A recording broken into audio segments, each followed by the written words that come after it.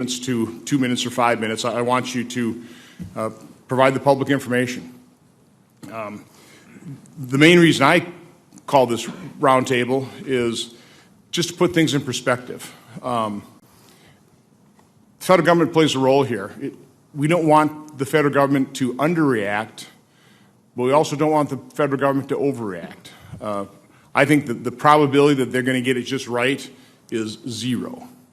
But I think it's important that we discuss what are the considerations in the actions that we do take, what actions will be effective, what actions will largely be ineffective. And I can see I know a number of you have already published articles and you've had that kind of discussion. I mean, that's kind of what I want to get on the table. I want this roundtable to lay out the information that the public needs to begin considering, realizing there are no set answers yet. We just don't know all kinds of things, but there's plenty that we do know. And so let's acknowledge the fact that there's a lot of unknowns in this process yet, but information in the public realm is better than not having the information out there. I think we're seeing the difference right now between our democratic open press system versus China, where I think because of that closed system, it's probably getting close to out of control there, where we have the real possibility by providing the public the information they need to have, providing health professionals, people are aware, they can take hopefully precautionary measures inside hospitals where you have severe cases. We can limit the spread of this as best as possible. So I have an opening statement. I'll just enter the record. I'll turn it over to Senator Peters. Thank you, Mr. Chairman. I'll be brief, too. Thank you to all of our witnesses for being here. And I'll just share my disappointment as well with you, Mr. Chairman, that we don't have CDC and Homeland Security, but hopefully we'll be able to have a hearing coming up that will bring them in, because I agree getting this information out in the public is really important. When folks don't know something, you can have a lot of misinformation getting around there and kind of gin up fears. We don't want to do that. We want to treat this with the seriousness that it deserves, but make sure there's full transparency as to what's happening and how we're dealing with it.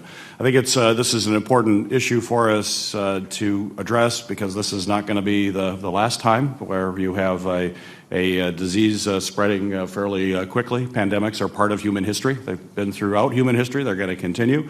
There's some that may argue that they become more complicated as time goes on and as we become more of an interconnected world as well. And so I think we have to be thinking about this in the long term, making sure our resources are there. I certainly was disappointed in the President's budget that shows a pretty substantial cut to programs related to pandemics at a time when we may be on the verge of a pandemic. Shows that is short-sighted, and we've got to be thinking about this from a Homeland Security issue as well. Here we are in the Homeland Security Committee. This is about protecting the homeland. I'm going to be asking questions related to our capacity to produce vaccines, for example. If and when a vaccine is developed, what sort of capacity is here in the United States? And if we're relying on China to produce vaccines for us here in the United States, I suspect they'll use those vaccines for their own people first before they come to the United States. That would be personally very rational and reasonable expectation. So we have to make sure that we have the resources in our country to protect ourselves, and not only from naturally occurring pandemics, but actually, Dr. Gernberg, we've talked about it from weaponization as well in a different committee that I'm on, Emerging Threats and Capabilities. There's also the potential for bioweapons to be used, and we need to be prepared on all fronts. So I look forward to the conversation and look forward to moving forward on this important issue. Thanks, Senator Peters. Why don't we start with Dr. Gottlieb, and then we'll kind of alternate back and forth.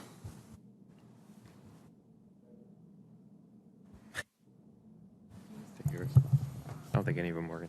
I don't think these are working right now, but thanks, Mr. Chairman. Mr. Ranking Member, I think they're working now. I appreciate the opportunity to be here today before you, and thank you for submitting my full statement to the record. This is a deeply concerning event, this novel coronavirus. We don't understand its true severity at this point. We don't understand the transmissibility. I think we're going to learn a lot more information in the coming weeks as we start to see outbreaks emerge in other regions of the world that are going to provide better information than we've been able to get out of China. But the fear right now is that this could occupy that middle ground between contagion and virulence, where it's contagious enough to spread very efficiently around the world, but still virulent enough to cause a lot of death and suffering when it's distributed across a very large population. And I think one of the very instructive things right now that we should keep a very close eye on is the situation in Singapore, which is growing more and more concerning by the day. I'd remind folks it's quite warm in Singapore right now, about 90 degrees at a high during the day, lows in the 70s. And while we would hope that the summer would be a backstop against propagation of coronaviruses, and it typically is, it might not be in this case, where you have a very novel virus that's going to transfer more easily because people don't have any cross-immunity. Of the 50 cases that have been identified in Singapore, and they have an excellent system for doing tracking and tracing in these kinds of situations, 8 are currently in the ICU. And so that is at least some indication of the potential severity of this. I want to focus my brief remarks up front today on some of the supply chain issues that this situation exposes and draw from some of the work that I did previously at FDA, as well as what we seem to be learning in the setting of this current outbreak.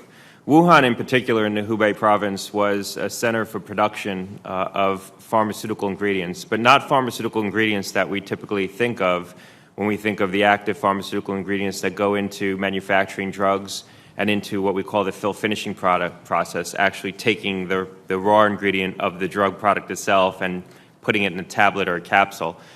Typically, a lot of the API is manufactured, some of it in China, a lot of it's manufactured in India, some of it in Europe and the U.S. The fill-finishing work, actually taking that active pharmaceutical ingredient and turning it into a capsule or a tablet, that's often done in the United States or in countries like Ireland.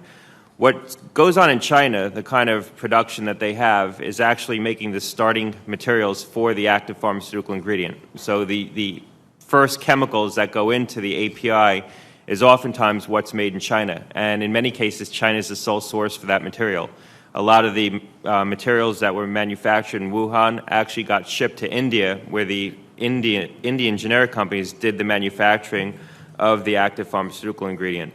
And what we're finding now is that in many cases, China was the only supplier of these raw ingredients. And so what we've identified through this episode is a critical choke point in the supply chain for pharmaceuticals, and some critical pharmaceuticals. A lot of anti-infectives that are manufactured, generic anti-infectives that are manufactured in India, the starting ingredients that go into those intermediate products of the anti-infectives are actually manufactured in China. And so it calls into question whether or not we have the right policies, I believe, in terms of how we look at potential disruptions in the supply chain, because our orientation historically has been focused on the finished product. We've required manufacturers historically to report to the FDA when there's shortages or near shortages of finished product. We have some insight into the manufacture of API, but on the whole, we aren't typically looking all the way down through the supply chain or requiring manufacturers to do that and report on what these critical choke points can be. And so it begs the question whether or not we should reconsider those policies. And it's not just in the setting of pandemics where this can become a risk. It could be political upheaval. It could be political strife. It could be situations, to your point, Mr. Chairman, where countries try to nationalize supplies, where there's a critical supply and they hold on to enough supply to satisfy their local needs in the setting of a public health crisis before they ship outside their borders. And so just in closing, some things I think we can consider going forward to try to address these kinds of contingencies and these kinds of risks to the supply chain that I believe this episode is exposing in real time. We could first of all, work closely in the near term with manufacturers to try to get alternative supply for these chemicals into the market. There's idle manufacturing capacity in India. These facilities can be converted fairly quickly. The starting ingredients for pharmaceutical production doesn't need to be done under what we call good manufacturing practices. So you don't have to apply all the stringent oversight that you would to a finished drug product, because the regulation on the finished drug product is what covers the drug ingredients. So the drug ingredients don't need to meet those standards as long as the finished drug product does. And that's a long way of saying we probably could do this quickly if we wanted to convert facilities and we had a real focus on where those choke points were and trying to mitigate them. I think longer term, we should think about, when we ask manufacturers to focus on shortages of final products, also require them to report on the intermediate steps and intermediate ingredients that could also come into shortage that could create create a adverse public health outcome. We can require companies to identify alternative supply for some of these products. We did that after 9/11. Which Dr. Gerberding probably remembers well, where we required manufacturers of critical products like insulin to identify how they would come up with alternative supply of that product should their core facility go down because of either an intentional or an unintentional act. We could do the same thing with some of these critical facilities that supply raw ingredients for these drug products, where it's, in many cases, sole source. And we also, finally, in closing, just need to focus on getting more manufacturing back into the U.S. And this is where this committee has been very helpful. When I was at the agency making investments in continuous manufacturing and other kinds of high-tech, low-labor footprints for manufacturing pharmaceutical ingredients and pharmaceutical products, that are the kinds of facilities that, if you're a manufacturer, you would want to locate as close as possible to your site of sale. And so, continuous manufacturing platform really lends itself to being domesticated here in the U.S. as opposed to doing it in another part of the world. And so these are just some ideas, some of which I worked on when I was at the agency, some of which I thought about since leaving. But I'd be delighted for the opportunity to work with the committee on these and other ideas on how we can mitigate some of the risks that have been identified in this current episode. Thanks. Well, thank you, Dr. Gottlieb, and I should have pointed out that you were the former commissioner of the Food and Drug Administration. Why don't we move next to Dr. Julie Gerberding.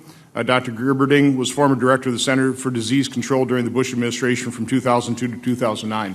Doctor. Thank you. It's an honor and an important opportunity to provide context and information, so I really appreciate the ability to have this conversation. I'm really here wearing three hats. One is as the Chief Patient Officer at Merck. Like many multinational companies, we have lots of people working in China right now, and of course we're concerned about our own employees. But as Dr. Gottlieb has said, we're also worried about maintaining the supply of medicines and vaccines to the people in China who need them, but also sustaining the supply chain across the board. I'm also wearing my hat as the co-chair of the Commission on Global Health Security, which recently published this report, which includes recommendations to Congress about what we could do to end the cycle of complacency and crisis that we continuously circulate through as these infectious diseases emerge.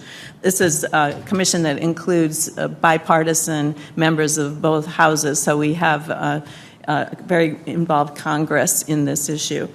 And then finally, I'm wearing my hat as the former CDC director who had the privilege of serving our country during the SARS outbreak, so I've had some firsthand experience with the first coronavirus that emerged, but also lived through West Nile, monkeypox, avian influenza, and a number of other infectious disease outbreaks, and worked very hard across the entire government to try to improve our preparedness for an influenza pandemic with lots of exercises and advanced capability development. So I'm sobered to be watching this situation unfold today, and it's a little bit of a deja vu all over again. I thought I would just comment on kind of the big picture of how we generally approach global outbreaks like this.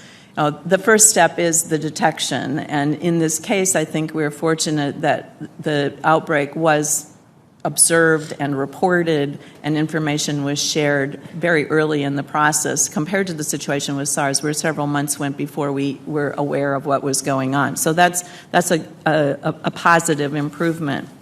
The second step is to contain the virus at its source. And I don't think there's been, probably in human history, a more dramatic effort to try to contain a virus than what's going on right now in China.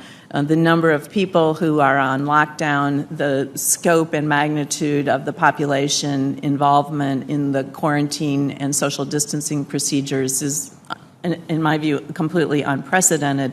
And the question to us is, will it work? Can you really keep this virus under control? We obviously know there's spillover into several of the provinces in China and several countries around the world, where so far magnifying sustained person-to-person transmission has not been documented, but I think we have a lot to learn, and certainly the experience on the cruise ship in Japan is telling us how transmissible this can be among people who are in a confined area. So we're very concerned about the prospects for long-term containment.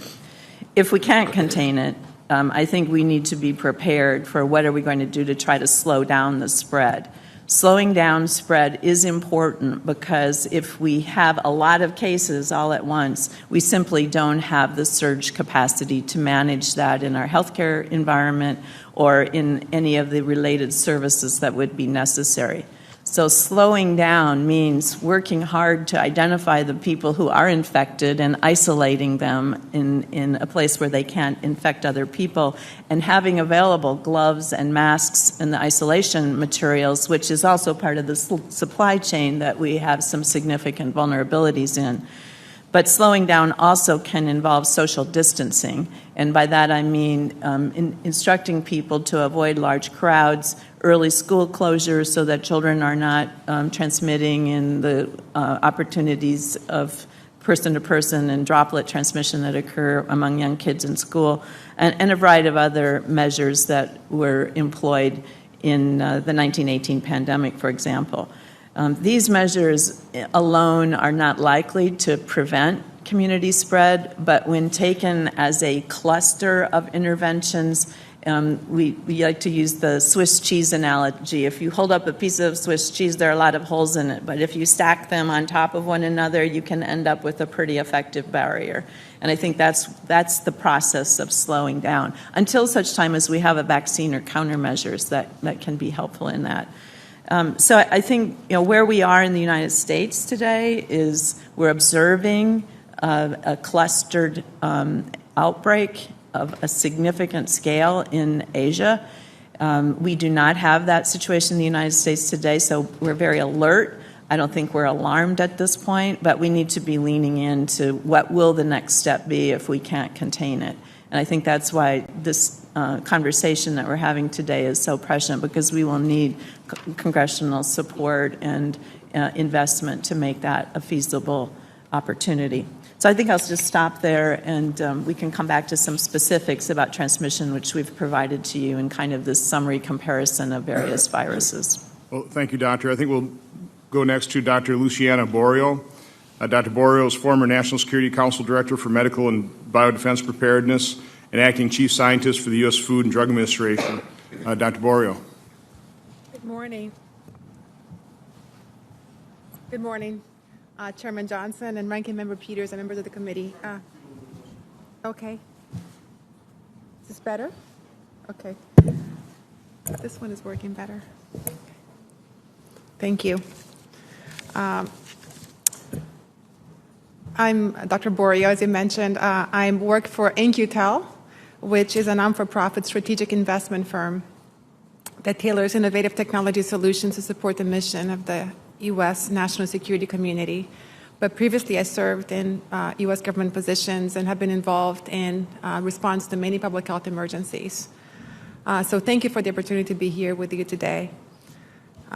You've heard about the numbers of the trajectory of this epidemic, but we all know that the numbers both inside and outside of China are likely much, much larger. There are some places where we know have significant transportation hubs to China that have not reported any cases yet, either because they don't have adequate surveillance systems or don't have access to diagnostic tests or are not looking. So, and even though there's a lot we don't know about this virus yet, as Dr. Gottlieb and Gerberding mentioned, the features are very concerning for a pandemic and global spread. So even though we've seen most of this impact today in China and Wuhan, and the citizens are suffering a tremendous amount, its impact will be felt globally. I want to stress that even though we don't know how lethal this virus is, it's pretty clear that it's sufficiently lethal to stress severely the healthcare systems because of the lack of surge capacity that we have today to take care of large influx of patients with acute and serious respiratory diseases. So I'd like to speak a little bit about some progress we've made since 2001, because there's been very significant progress. We are much better prepared today than we were back in 2001.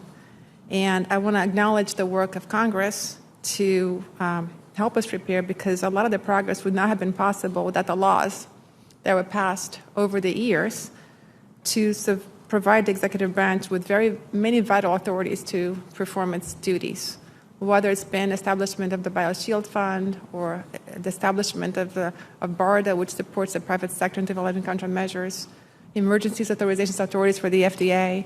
There are many, many others that proved vital for our current state of preparedness. And over the years, it's very clear, too, that the federal response enterprise that comprise many agencies, but including the CDC, the NIH, and the FDA, are stronger than ever. The coordination and communication and collaboration and resource sharing, the ability to get things done is stronger than ever.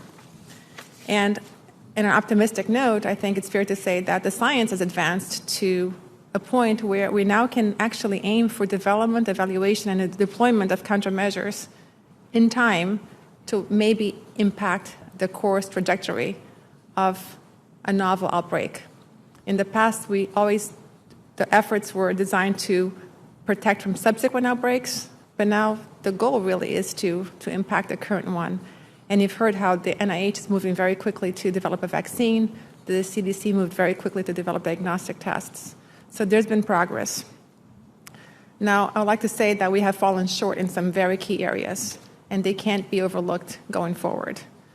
One has been the lack of prioritization for diagnostic tests, and they are one of the most critical components of outbreak management and control, and they're necessary for even clinical trials for vaccines. So we can't afford to deprioritize these vital tools for outbreak preparedness, response, surveillance. As Dr. Gerberding said, the healthcare system is not ready for care of sick patients. So we have neglected our healthcare system preparedness. Much needs to be done in the public health arena, but more progress has been done at the state and local level of public health than we have achieved in the healthcare sector. And I love medical countermeasures, I love therapeutics and specific therapeutics, but we have to remember that they are an incremental benefit to delivery of supportive medical care. Without that foundation, those countermeasures are not going to be useful. We need to be able to first and foremost take care of patients. And lastly, as Dr. Gottlieb spoke about, we do not have sufficiently protected our supply chain of essential medicines and medical equipment. And that needs to change going forward. So I do think that we have made some progress, but we need to brace ourselves from some difficult weeks to months to come. I believe that we're going to see a lot more cases in the United States in the near future. I would like to acknowledge the work of the committee to calling for the establishment of the National Biodefense Strategy in 2017 and the NDAA at your suggestion. It's been proven very important to help coordinate the federal government's response. And I don't want to leave this opportunity without recognizing the staff at the CDC, my former colleagues at the FDA, at DHS, at CBP, and other federal agencies who I know are working around the clock to protect Americans from harm and from this epidemic. Thank you. Thank you, Doctor. Again, I just want to encourage everybody to get the mic as close as possible and speak loudly. Let's switch over to the GAO now. We have Ms. Nikki Clowers, who's the Managing Director for GAO's Health Care Team. Ms. Clowers. Thank you, Chairman Johnson, Ranking Member Peters, and members of the committee. Thank you for having me here today to talk about GAO's infectious disease preparedness work. Today, I want to share 4 key lessons from our past work on outbreaks as we consider the nation's current preparedness for and response to the 2019 coronavirus. First, planning and coordination is critical. Although HHS is the lead federal agency for public health and medical preparedness, multiple other federal agencies, such as DoD and DHS, play an important role, with state and local agencies on the front line. And of course, in today's global environment with mobile populations, coordination between countries is a must.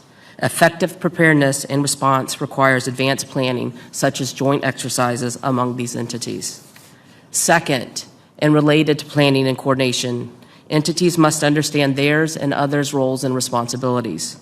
Who is responsible for communicating with the public? What is the contingency plan if a key entity's ability to respond is limited? How can an entity fulfill its obligation despite these limitations? Answers to these and many other questions must be known and understood by all to ensure effective preparedness and response. And I would note that these are related to the issues that have been brought up by other witnesses about the supply chain and our reliance on drug and supplies from other countries. We've talked a lot about drugs so far, but it's also the supplies, personal protective equipment. What happens if those are limited, and where do we get those supplies from? Third, clear and consistent communication is essential. With the number of entities involved in preparedness and response, it is important that the government speak with one voice to avoid confusion and frustration. The lack of clear and consistent communication can also create expectation gaps, like we saw when the amount of vaccine available for the H1N1 vaccine influenza in 2009 did not meet the public's expectation. Finally, responding to the coronavirus cannot distract us from continuing to prepare for tomorrow's threat. We need to prepare for and respond to the coronavirus, but we also must continue to prepare for other public health threats, including efforts to develop needed medical countermeasures. Developing these countermeasures requires sustained attention to overcome inherent challenges, such as the high failure rate for the development of most drugs, vaccines, and diagnostic devices.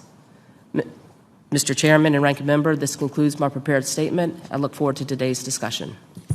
Thank you, Ms. Clowers. Our last but not least, we have Dr. Asha George. Dr. George is Executive Director of the Bipartisan Commission on Biodefense, formerly known as the Blue Ribbon Panel. Dr. George.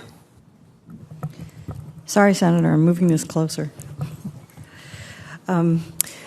Chairman, thank you very much for the opportunity to come here today, Ranking Member Peters and the rest of the committee.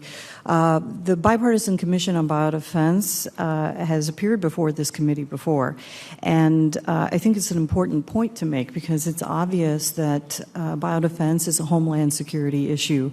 It's not just something that's relegated to the healthcare and public health arenas.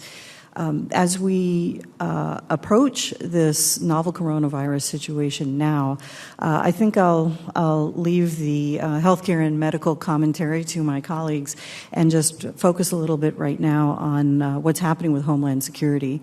I think it's important to note that the Coronavirus Task Force does, in fact, have Homeland Security on it. Somebody from the Department of Homeland Security. But you will note that the Homeland Security Advisor is not a member of that task force. Now, the White House can do and arrange however the White House wants to.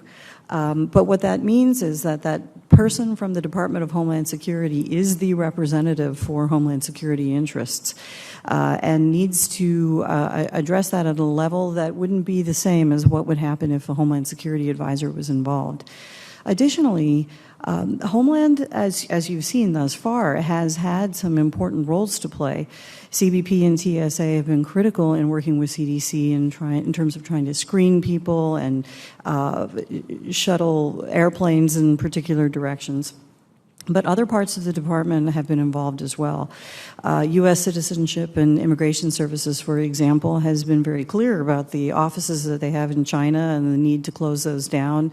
But they understand that illness can have an impact not just there, where people are trying to immigrate perhaps here to the United States, but also vice versa, with people being sick here and trying to move around the world. In addition, the Coast Guard has issued a Maritime Safety Information Bulletin, and I think these issues or these activities on the part of the Coast Guard, CBP, ICE, and so forth, these are activities that are not necessarily new activities. Many of them have long, hundreds of years of responsibilities for public health that have to do with customs, that have to do with protecting our ports of entry, and they're simply executing those right now as they should. Other parts of the department, such as FEMA and the Cybersecurity and Infrastructure Security Administration or Agency, they too have some responsibilities. I would hope that right now they are doing what Nikki suggested. They should be leaning forward right now. We don't necessarily need to have all of the states declaring emergencies and applying for emergency assistance under the Stafford Act, but FEMA does have guidance that would enable that if that was necessary. They should be making sure everybody understands that at the state and local level, and they should be trying to figure out how that might work when HHS is already providing some assistance to begin with. As far as infrastructure protection is concerned, we have to be worried about the worst case scenario. It is important for Homeland to study what's happening in China, use that as a scenario for the worst case scenario here in the United States, and then understand what impact that has on infrastructure in particular. It's going to be more than just a workforce management issue. The Office of Infrastructure Protection has studied this and addressed it in the past with pandemic influenza, and I surely hope that they are dusting off some of those plans and thoughts and looking to apply here again. Other than that, I think that I would just end with a suggestion to the committee. There are expectations in legislation that still, abound. Back from the Homeland Security Act of 2002 and coming forward, in which this committee and others directed the Department of Homeland Security to take upon themselves some responsibilities for health-related public health issues. With the reorganization to create the Office of Countering Weapons of Mass Destruction, there's a little confusion there now with the Chief Medical Officer and the Management Directorate, but things like the National Biosurveillance Integration System still in the CWMD office. It's a little confusing. It's a little unclear, even within the department, who should be doing what and how. I believe that the committee should take a look at that, but in particular in the context of what's going on with novel coronavirus. It's something that probably needs to be fixed sooner than later, and especially if we're going to assume now that the nation is going to have to deal with biological events sooner than later. Something for you to do, to think about. Thank you, Doctor. And I definitely remember the Blue Ribbon Study Panel testifying for a committee. Actually, Senator Carper and I met with the Vice President because your number one recommendation is we need to put somebody in charge of these things. That's a prevalent problem across a host of issues and problem areas that, who's going to be in charge. We haven't worked that out. I think that remains, from my standpoint, a top priority. Dr. Gerberding, I think you supplied this sheet for us. We got an acronym now. It's COVID-19. Exactly. But as I'm looking at period of infectivity versus seasonal flu, 1918, SARS, MERS, I think what's, from my standpoint, not being a doctor, most disconcerting about COVID-19 is now we're hearing it's about a 24-day contagious period, incubation period, when people are just asymptomatic. Does that tell us something about this virus? I also, let's get it on the table. There's all kinds of news stories going about in Wuhan. They had certain facilities there. Is this something escaped from a lab? Can you just kind of discuss what we know? If there are some issues you can lay to rest, let's lay those things to rest today. Thank you. One point I would like to make is that although this seems like it's been in the news for quite a while, these are actually early days in terms of studying the outbreak. One of the things that disease detectives are doing right now is literally going door to door, finding a case, understanding where that person was exposed, how many people were they in contact, and what are the actual transmission frequencies. So it takes time to do that kind of shoe leather epidemiology that has to be done. So it doesn't surprise me that we have some uncertainty around these numbers, and we will continue to do that. Different people are observing different populations. What we see on the cruise ship is going to be different than what we might see in a crowded hospital situation with someone who's profoundly ill and not properly isolated. So a lot of information is emerging and makes it really hard to make predictions or to make any firm statements about what we can expect here. But I am concerned about this virus for three reasons. First of all, We don't know if the tip of the iceberg is really the most severely ill patients who get admitted to the hospital, but that the majority of the iceberg is transmission that's going around people with mild illness or even asymptomatic illness. That's profoundly important, obviously, but at this moment in time, we don't really know what proportion of the total universe of coronavirus infection is among those most sick people. So we could be having much more transmission, but those people aren't being tested. On the other hand, this does appear to be a very virulent virus with a fatality rate that's significantly higher than what we see with seasonal influenza, as I pointed out on this chart. So given that situation, I think we have to be concerned that even if most people aren't very ill, there is going to be a significant impact on the overall population. And it does appear that vulnerable older people and perhaps young children are certainly not immune to this. And most of the severe disease is among populations of people who have underlying disease. And that's true, just seasonal flu as well. So then it's just on the spectrum of how virulent this really is and how deadly, correct? That is exactly right. I'm reading all kinds of things. One of the reports I read was that they attempted to develop a vaccine for SARS and they're not successful. Is that true? Did we ever develop a successful vaccine for SARS? This is an important perspective for the committee, I believe, and that is that when we have an outbreak like SARS, there's a great deal of investment in doing something quickly, like developing a vaccine or a medicine. But SARS was contained pretty quickly. 8,000 cases is a pretty small outbreak on the global scale, and the money went away. And so the investment in bringing those vaccines all the way to the finish line was not made. So the work was promising but incomplete. And certainly we don't have a SARS vaccine in the freezer today.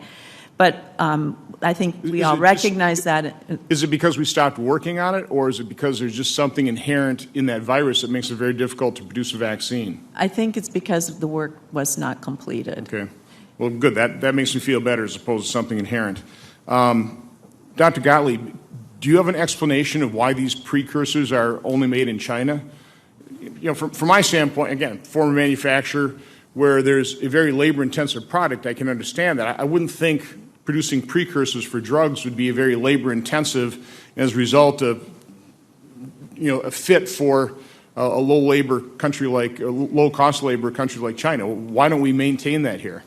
Well, a lot of the API and the chemical precursors are manufactured outside the U.S. because the two biggest components in terms of the cost of production are the labor inputs, number one, and the second biggest component are the energy inputs to producing API. But, it does beg the question, with low-cost energy available in the United States, you might be better off putting one of these facilities next to a shale plant in Texas. So I think that there's an opportunity to try to re-domesticate more of this manufacturing here in the U.S. as the labor inputs start to diminish with different kinds of manufacturing approaches. And that's why Congress appropriated significant resources to the Food and Drug Administration in the last couple of years to try to invest in converting more of the industry to continuous manufacturing platforms on a premise that those are high-tech, low-labor, high-energy input platforms are the kind of thing you might want to locate in downtown Boston as opposed to Mumbai, India. So with that kind of a platform, I think we could see more manufacturing come back to the U.S.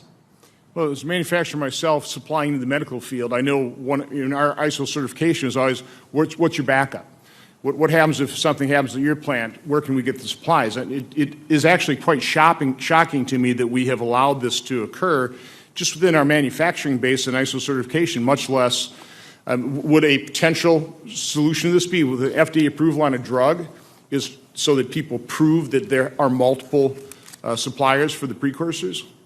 We do that right. We do that right now for certain products. So if you have a critical product where we couldn't sustain from a public health standpoint supply disruption, the agency requires risk mitigation plans so that manufacturers have to identify what the alternative supply would be and try to maintain some supply. And there are companies that literally have redundant facilities mothballed able to be stood up to supply certain critical products. Nitric oxide gas is an example. And so you could expand those risk management plans to encompass more components of the supply chain and identification of these critical choke points. The manufacturers might not have full insight into it as well. They might not know that there's a sole source supplier, but they could ferret out that information. The agency working with them can identify more of these choke points. I know part of the whole anti-vaccine movement, I think that had an effect in terms of how many vaccine manufacturers are in the U.S., just the whole litigious society we have. Is that also a factor here, or is that not a factor? Well, we made a concerted effort from a public health and national security standpoint to try to create domestic manufacturing capacity for vaccines and create some redundant capacity in the United States, including a national strategic chicken stockpile for the production of influenza vaccines. So we've tried to convert more of that industry to cell-based manufacturing platforms and actually invested in building up some of those platforms here in the U.S., and Dr. Gerberding was instrumental in some of those efforts. It's fallen off the radar in recent years. I think there hasn't been as much emphasis on trying to get those kinds of facilities into the U.S. And I'll just close by saying this is really critical because in the setting of a pandemic flu, where a lot of these vaccines are manufactured ex-U.S., the rational behavior of another country is going to be to make sure that they can supply their local population before they fulfill contracts to the United States. Well, this ought to be a huge wake-up call for our country in terms of having those manufacturing capabilities here in America. So I hope we heed it. Senator Peters. Thank you, Mr. Chairman. It is a call. In fact, the minority side did a report on drug shortages that came out just at the end of last year. And in hospitals that we've talked to, it's interesting, in one hospital when we were talking about the report in Michigan was saying every week they have to get together and determine which drugs will be in shortage this week that they won't be able to get in an American hospital, a top-flight American hospital. And then if they have those shortages and folks need the medicines, then they will go to a more expensive medicine that is not available in a low-cost generic, for example, and yet of questionable increase of clinical benefit, but costs a whole lot more money. There's a significant problem, particularly with some of the drugs, as you mentioned, Dr. Gottlieb, dealing with anti-infection, things that are mass-produced and generic. And it looked at from a supply chain, to your point too, Mr. Chairman, is that what we have in this country is that we have manufacturing capability for the very high-priced drugs on patents that are obviously making a lot of money for the drug companies, so that's manufactured here. But then as they go off into the generic world, then it gets really competitive, and it gets more and more competitive, and then that all gets offshored, and we have very low-cost drugs that don't make a whole lot of money for anybody, and those are the ones that tend to be in a shortage situation. So it's almost like a barbell. We've got very high-priced drugs, and we've got extremely low-priced drugs, and nothing in the middle. And a lot of those low-priced drugs are related to the 80% of the precursors that underlie so much of the necessary medicines, but may not be very expensive because they're not the ones on patent right now.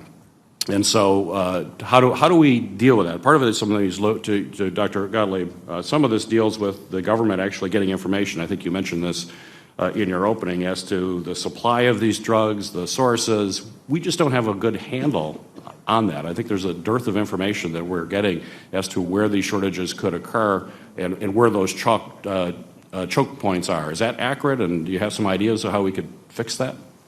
I think that's right, Senator. I think getting better information about where some of these critical junctures are is important, but it's only going to be sufficient if we can try to couple with some incentives to get manufacturing back into these spaces and get redundant manufacturing, because we're not going to be able to mandate a solution here. I mean, the problem, I always said that there's a lot of drugs that cost too much, and I think we'd agree on that. There's some drugs that cost too little, and with a lot of these sterile parenteral, meaning injectable generic drugs, and that's really the category that goes in and out of shortage, it's these sterile injectable drugs, we've driven down reimbursement to levels where they sit, the reimbursement levels sit at slightly above cost of goods. That's okay if you're developing a small molecule pill drug where the manufacturing complexity is relatively straightforward. But when you're dealing with a complex drug like a sterile injectable drug where you want there to be constant investments in upgrading manufacturing, making sure the products are subject to stringent GMP requirements, and you're allowing a margin that's slightly above cost of goods, it's hard to get the kinds of investments in manufacturing that you need. And so what you've seen in these industries is you've seen consolidation because the reimbursement's small, so the way you make up for the margin is you produce at very big scale. So you have a handful of consolidated manufacturers that have been underinvesting in their manufacturing over time. So when something goes wrong and a facility shuts down, you can create a shortage from a single facility shutdown. So I think we need to think about how to identify these choke points, how to identify where things can go awry, and in thinking about how to change reimbursement schemes to drive incentives back into these markets to make it profitable to develop these drugs. We're getting a lot of these drugs at very low prices. That's very good for consumers until there's a shortage. Right. And it's not just drugs, it's also medical supplies. I think, as Clowers, you mentioned that as well, the broad suite of products that you need, like masks and gloves that are necessary. In fact, I understand the third largest import from China to the United States are medical supplies and drug-related issues. So given what's happening in China, there's going to be pretty big disruption, potentially, in that supply chain, as that's where we get most of these supplies. So we could see shortages in things like masks and gloves. Any of the panelists want to comment on concerns that we may have related to what's happening in China for the supply chain? I'll just broaden that out quickly, and Dr. Gerberding could speak to this too, because we've stockpiled a lot of personal protective equipment in the strategic stockpile for precisely these kinds of challenges. I think where we're likely to see some potential challenges going forward if the supply doesn't get online in China is that a lot of components of complex medical devices are also manufactured in China. So the implantable defibrillator might not be made in China, but key components are sole sourced in China. And when you look at a lot of the manufacturers, they have anywhere from a 1 to 3 month inventory on hand, including the drug manufacturers. And so I think if this extends, we're now a month into this, a little bit longer, where manufacturing's been shut down. This extends in China another month or two. I think we're going to start to see some shortages of critical components, not just the personal protective equipment, but also sophisticated electronics that go into medical devices. I was also going to mention the stockpile, and that's one of the issues where Congress can play a role is continuing oversight in terms of the agency's management of the stockpile before outbreaks occur during the sort of normal times, if you will, in terms of are we stockpiling the right type of equipment. I would also want to add on to the complexity job that FDA has in overseeing the manufacturing throughout the world. The inspection regime was really set up as a domestic inspection process. Over the last 20 years, as manufacturing of drugs and devices have moved offshore, it's stretched their capabilities. Right now, I think it's estimated there's about 400 drug manufacturers in China. So you can see where this could have the tentacles of this type of outbreak, not only the equipment that you need to handle the current outbreak, the medicines for other types of chronic diseases or just your generic drugs that you take, what type of impacts when workers stop going to the factories to work, how will that impact the delivery of those drugs? Well, I was just going to add, the shortage that concerns me the most is the antibiotic issue, both just in terms of supplying the drugs that we might need, but also because when people have a coronavirus infection or in the hospital, they're very prone to develop additional drug-resistant bacterial infections on top of it, and we don't have the right antibiotics to treat those infections because we have a different kind of market failure there, an inability to pay for those drugs and incentivize manufacturers to create them. Merck is one of the few companies that has an antibiotic pipeline, and we really struggle to maintain a prudent business model. And we've watched lots of small companies go out of business just in the last year because they can't get the reimbursement for the innovation. So in this context, that is really a really important part of the coronavirus response because often with influenza, that's what people die of, the bacterial infections that complicate the underlying disease. I appreciate that. Thank you. Just a quick follow-up. I'm out of time. To be quick, Ms. Clowers. You mentioned the foreign inspections and how the foreign manufacturing. The FDA has approximately 188 inspectors. Only 12 are dedicated to foreign inspections, is my understanding. And with our dependence on drugs, that seems to be a pretty low level. I think that's a reference to the foreign cadre. There's also domestic inspectors that can play a role in the inspection process, but in general, the number of inspectors have declined, and as a result, we've seen the ability of FDA to maintain a number of inspections for globally decrease in recent years. And we have ongoing work looking at those issues in terms of FDA's capacity, as well as the other challenges that they face conducting inspections overseas, whether it's the needed translators when they go on site, to being able to find the firms. We've seen instances where they go out to inspect and they show up to a facility and the facility doesn't exist. We also have situations in most foreign inspections that's pre-announced. So the firm gets about 3 months' notice or more that FDA is coming to visit. And so you can imagine what type of maybe cleanup goes on during those 3 months. That's different from the domestic inspections where FDA could show up unannounced that day for an inspection. Thank you. Appreciate it. Can I comment briefly? Yeah, go ahead. The challenge was, so the witness is right that a lot of the foreign inspections are conducted by domestic inspectors who will rotate into foreign inspection roles or inspect foreign facilities. It was a challenge to recruit and retain people specifically into those foreign inspection posts, and so that's something that we need to address. Filling those jobs was difficult. We're also facing a situation now where the inspectors are largely have been pulled out of China. And so we need to think about, from a risk management standpoint, how do we now ensure the safety of American consumers for products that are coming in from China if inspectors aren't on the ground. So it might require us to rethink import sampling and rely on that more, even though it's imperfect relative to inspections, or changing the risk management plan that the agency adopts in terms of how it targets its oversight and focus more resources on products coming from China, given the fact that inspections are now being pulled out of that market. Thank you. I think this would be a good time for me to repeat my plea to my colleagues. We ought to take the Hippocratic Oath. First, do no harm. And, again, I pointed out this statistic, but as best as I can determine, out of a $3.7 trillion spent on health care, it's about $500 billion on drugs. Even at a 20% after-tax rate of return, which is massive, that's only $100 billion out of 3.7. So on a bipartisan basis, as we beat up on the drug companies, and there are no doubt there are some abuses, and they need to be addressed. Let's put in perspective and understand a situation like this. We need pharmaceutical companies to be successful. We need to encourage manufacturing here in the United States. I mean, things like heparin are in shortage. It's ridiculous because we've driven any profit motivation.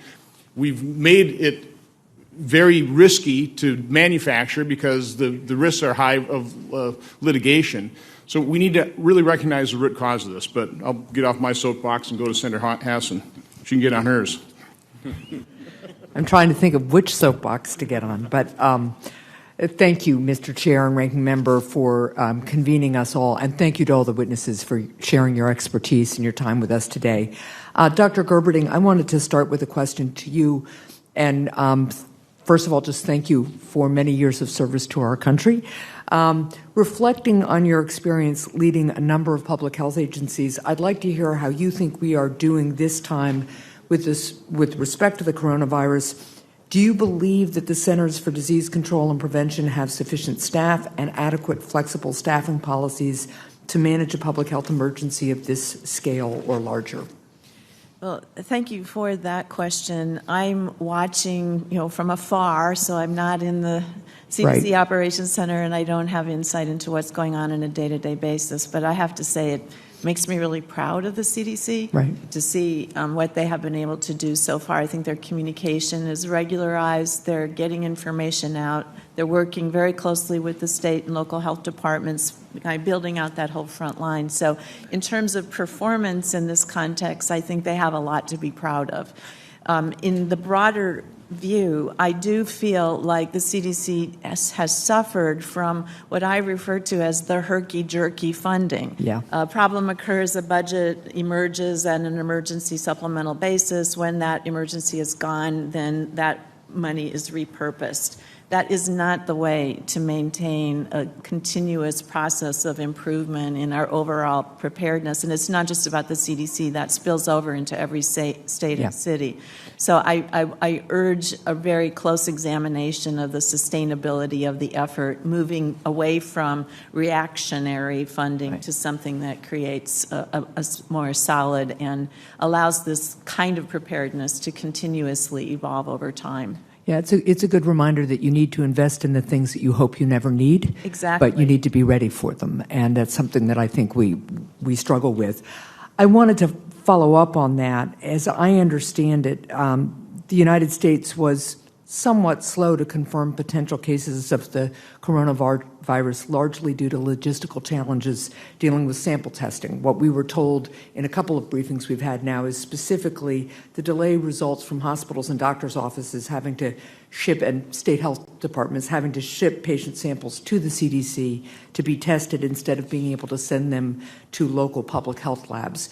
So now that the CDC has developed a portable diagnostic test, are there public-private partnerships that we could leverage in order to scale up the production and distribution of those tests if necessary, so CDC can direct its focus to ongoing response efforts as the situation evolves? And Dr. Gerberding and then Dr. Gottlieb, if you'd like to follow on. So, when there's a new infection of any sort, it does take a little bit of time to develop a test and perfect it, and then you have to prove its sensitivity and specificity and its actual performance before it can be released. FDA has created provisions so that unlicensed tests can be made available to public health labs, but there are a number of quality steps that have to go on. So it doesn't happen as fast as I think people would have liked. And I, too, saw some of the reports of 36 hours to rule in or rule out infection, so it is a problem.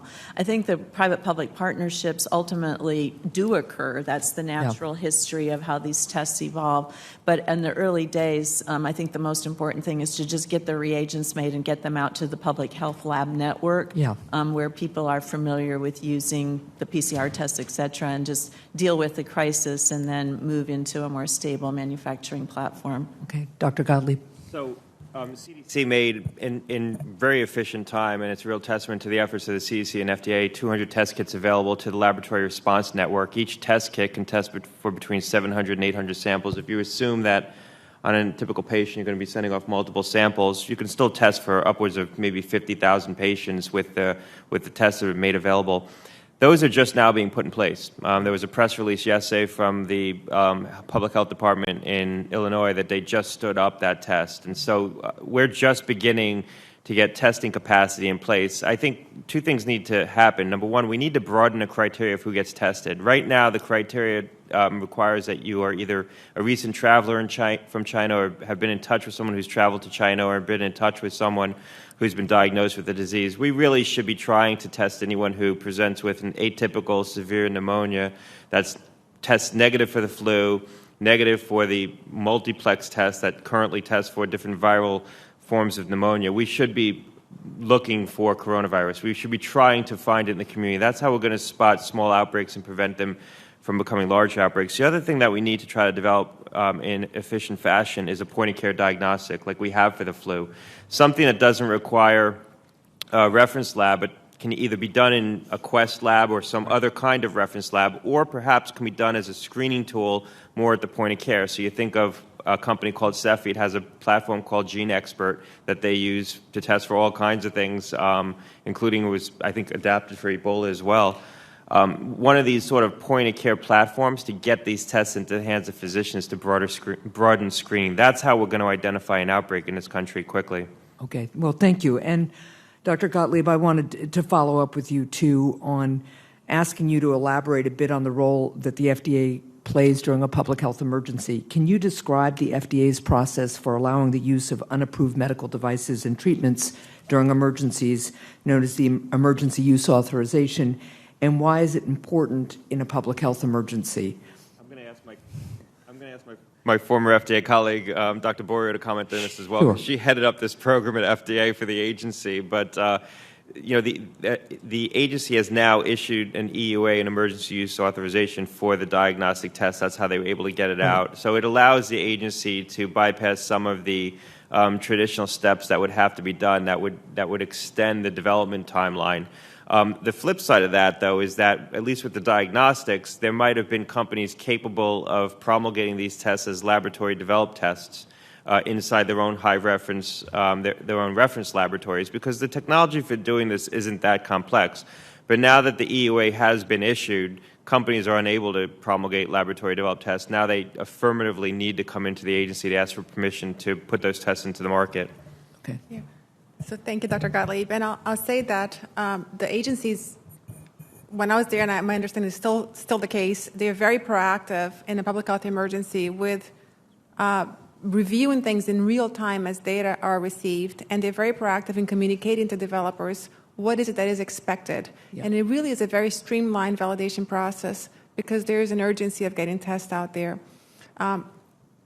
It is, however, important to have a certain comfort with the level of validation before these tests are being used, because we don't want to be in a situation like we're seeing in China, for example, where there's a little bit of a concern about whether the results are actually accurate. Right. So even though these tests are very routine and routinely used everywhere, they still require some training and some validation. And lastly, I'll just say that I can't stress enough the importance of moving forward having a point-of-care diagnostic test. Okay. We should not be relying on a send-out test in a public health emergency. It's not the way, anything that changes the way physicians or clinicians are practicing with their patients makes the response less efficient. And the technology exists today, but these tests have had a very hard time in coming into the market because of the more systemic issues that we've discussed earlier. All right, thank you very much. Thank you, Mr. Chair.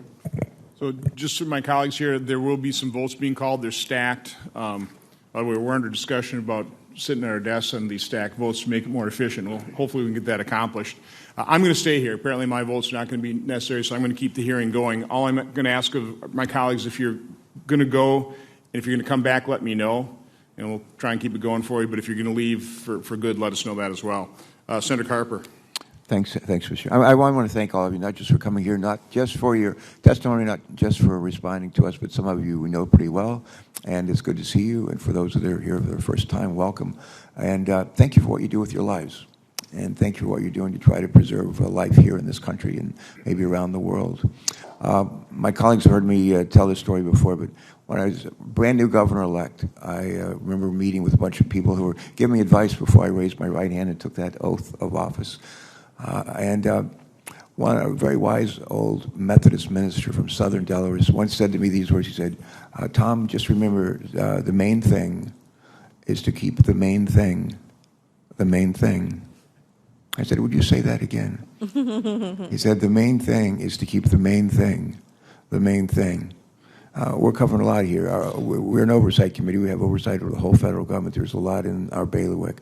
But try to help us narrow down our responsibilities here on an oversight committee, the Homeland Security Committee, what we should be focusing on as we go into this. And Nikki, would you just lead us off? Because we work a lot with JO, as you know, and we're grateful for what your agency does. Well, thank you, Senator. Just be succinct. Yes, sir. To pick up on the key focus on the main thing, one of the things I would stress is that we don't lose sight of tomorrow. Responding to the coronavirus today is very important, but there's other public health threats, and we can't get in a cycle, which we sometimes find ourselves in, is chasing the disease X. What's going on this month, and we lose sight of the routine preparedness that needs to occur, the funding of the routine preparedness, what you would consider routine. When we lose sight of that, then we get in this sort of never-ending cycle of chasing. Okay. The other thing I would mention is we've already discussed is the reliance on manufacturing overseas, and so I won't go into depth on that. The other thing I would stress is just the important role that you play as a committee in providing oversight to the agencies, both before, during, and after an outbreak. The before, making sure that they are preparing, that they have the plans in place, that they know their roles and responsibilities. After, are they conducting the right, conducting after action reports? We found that often after an outbreak occurs, it dies down, people want to walk away. After action reports are not completed. If they are, they're delayed or they don't include all the participants. And we're missing an opportunity to learn. And then the last thing I would say is just what we've been talking about as well. There's a federal role to play in terms of creating a market for countermeasure development. What kind of incentives can we put in place to draw manufacturers to develop needed countermeasures? Thank you. Thanks so much. Dr. Gerberding, very, very succinct, please. Main thing. Right now in the U.S., I think the main thing is to exercise how we will sustain essential services if we begin to see sustained transmission in our communities.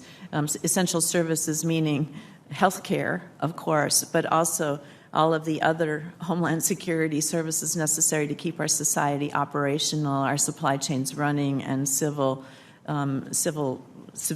among our citizens. We've seen in previous outbreaks, for example, with SARS, what happens in a community when those services are disrupted. And now is the time to exercise and make sure that we have a plan in place to do that if this does become worse.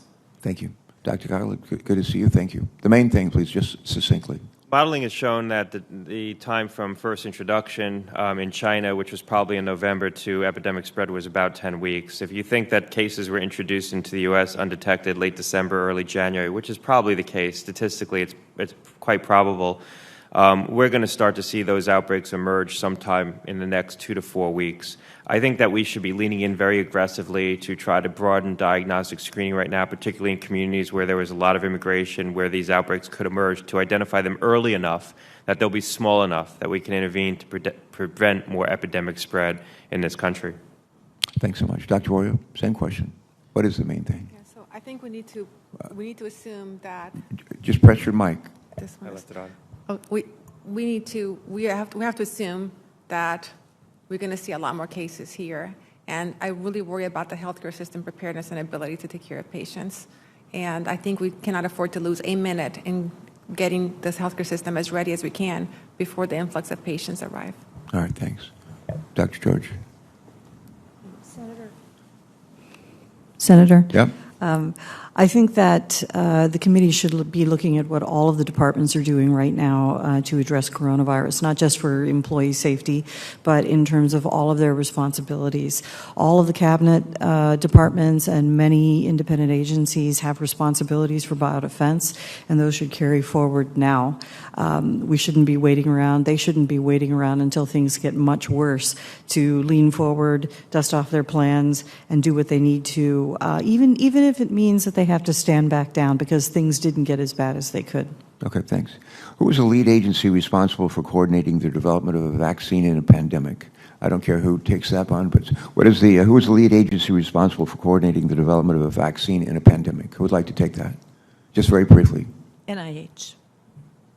Okay, that was pretty brief. Can you be more brief? What lessons did U.S. agencies and our foreign counterparts learn from formulating vaccines and treatments for SARS, Ebola, and other global health threats? I can take the question from the perspective of Ebola, because I work for the company that has the licensed Ebola vaccine that's currently being used in the DRC. I think the biggest lesson overall was the incredible number of partnerships that have to emerge rapidly and effectively to bring a product rapidly through clinical testing for safety, all of the kinds of permits that have to happen to move it across borders, et cetera, et cetera. Amazing requirement for all kinds of agencies of government and civil society, and that's just getting it into the clinical development. Once we want to get it into the country to actually use it, it brings up a whole other round, including the importance of the frontline health workers. And lastly, one quick one. Can the reported 12 to 18-month timeline for developing vaccines and treatments be shortened safely and effectively? That could be either a yes or no. I don't know. And if it is a yes, then how? Just very briefly. The expert.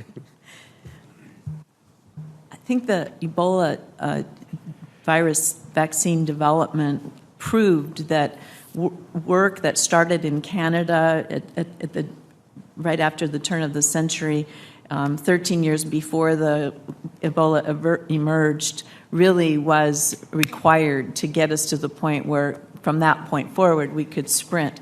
Now we have a new entity called CEPI, the Coalition for Epidemic Preparedness Innovation, which is a private-public partnership funded by countries, by Gates, by Wellcome, by other civil societies, that is investing in building products and vaccines through phase 2B so that they're in the freezer when one of these frightening pathogens does emerge, and that will speed up our ability to act quickly.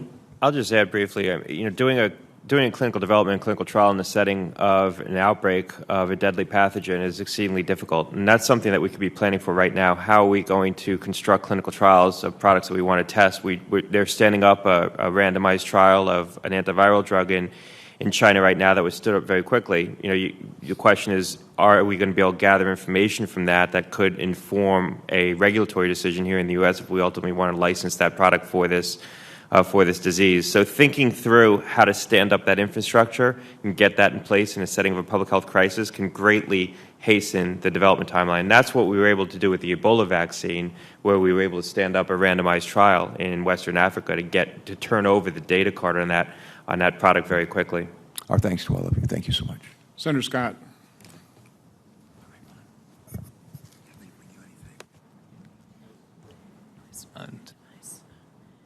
Me? Okay. All right. First off, thanks to each of you for what you've done in your prior jobs and what you're doing now. There's been reports that the coronavirus may live up to 9 days on a surface. I've got to call into the CDC to get their feedback, but do you have any views on that and whether that's possible? That's relevant in case contaminated objects prove to be a source of transmission, which would be highly unlikely and not an epidemiologic factor in most cases of respiratory virus transmission. You have to distinguish between finding the virus, meaning maybe there's DNA there, dead or alive, versus the virus is alive and present in sufficient quantities to be infectious. Those are two very different things. So I personally am not focused on environmental contamination as a source of this. I think it's much more likely to be droplet and potentially aerosols, and that's kind of what we're seeing on the ship in the Japanese harbor. Okay. Anybody else? Anybody else have a different view? I mean, the data with coronaviruses shows typically it's probably a couple of hours where you can get transmission from what we call fomites, which is a contaminated surface, touching it, then touching your face. There's been some studies that have looked at transfer of the virus under really ideal circumstances that are unlikely to exist in nature. That shows that it could be several days. I think for most purposes, we should assume that the virus has the capacity to live on a surface for a couple of hours, so you could get transfer from what we call a fomite. That's why I think one of the routes of transmission that we should be very concerned about is touching. It's not necessarily wearing face masks that's going to provide the best protection for individuals. It's going to be washing your hands and using an alcohol sanitizer appropriately. So we import quite a few things from China: ag products, food products, processed food, seafood, grains, even live animals. Do you think we're doing all the right things with regard to reviewing what comes in and deciding what shouldn't be coming in until we get more information about how this coronavirus, the transmission of it? I think from a regulatory standpoint, Senator, that my focus wouldn't necessarily be on the virus cross-contaminating an inanimate object and coming in. So a ship package, I would have a very low level of concern around that as a route of transmission. I think the bigger concern right now with respect to the imports coming in from China is just the lack of oversight of manufacturing. We pulled out our own inspectors from the country. You have to believe that their regulatory apparatus is stretched right now and not providing the same level of oversight. And I think it does behoove us to think of how we're going to backstop that with other kinds of approaches like greater import sampling. It's not a perfect substitute for having inspectors on the ground, but it is a substitute. And so we need to think about how we adapt the regulatory process and take a different risk-based approach to looking at some of these products that are still coming in that consumers here in the U.S. still need. And are those inspectors, or what agencies have inspectors over there?